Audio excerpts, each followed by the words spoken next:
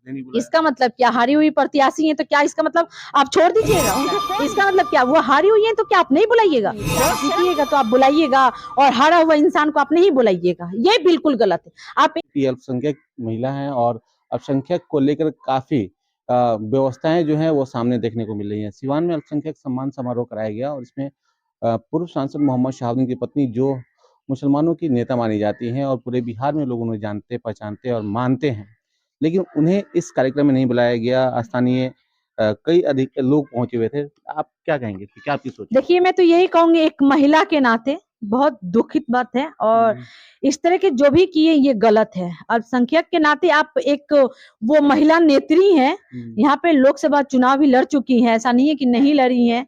और जिस तरह की किया गया ये बिल्कुल गलत है, मुझे खुद बुरा लग रहा है। इसलिए बुरा लग रहा है, एक महिला है, क्या आप बुला लेते तो क्या आपका कोई चीज खराब हो जाता, घट जाता? नहीं, आप महिला के तो नाते बुला सकते थे।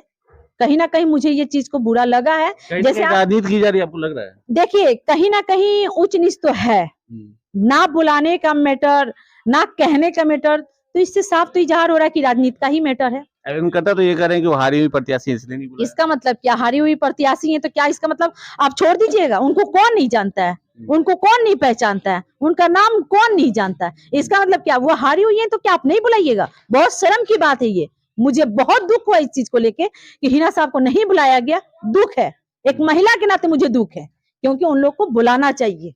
अरे हारी है तो क्या, कितना 2-2-3 बार चुनाव लड़ी हैं, हारने से मतलब क्या होता है? क्या हम हारेंगे तो कोई मुझे नहीं पूछेगा? मुस्लिम समुदाय में बहुत अच्छी पैठ है उनकी। एमवाई समीकरण की अगर बात करें तो शहाबुद्दीन साहब ने ही राजद के स्थापना के बाद से लगातार अपनी पार्टी को ढोया है और इस मजबूती को कायम रखा था, लेकिन इन सब के बीच ये अगर चीजें हो रही हैं तो कहीं ना कहीं एमवाई समीकरण टूट रहा है।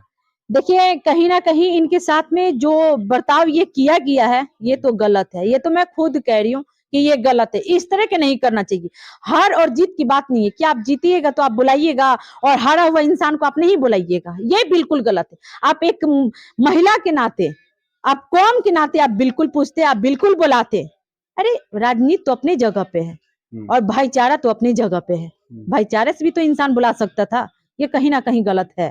बिल्कुल। तो इन्होंने सीधे तौर पे ये कहा है कि अगर हिना शाह को नहीं बुलाया जा रहा है अल्पसंख्यक सम्मान समारोह में, जो मुस्लिम बिरादरी में एक बहुत ही अहम मुकाम पे हैं और बहुत अच्छी पैठ है उनकी, एक तरह से कहें तो एक तरह से एमवाई समीकरण को मजबूत करने में उनका परिवार काफी मजबूत रहा है, लेकिन इन सब के बावजूद भी अगर इस तरह की मामले सामने आते हैं तो इस पर तो सवाल खड़े होंगे ही। नसीमा जो प्रदेश में राजनीतिक नेता हैं, उन्होंने सीधे तौर पे ये कहा है कि एक बहुत बहुत गलत बात है और इस व्यवस्था पे सवाल खड़े होने चाहिए, ये गलत है।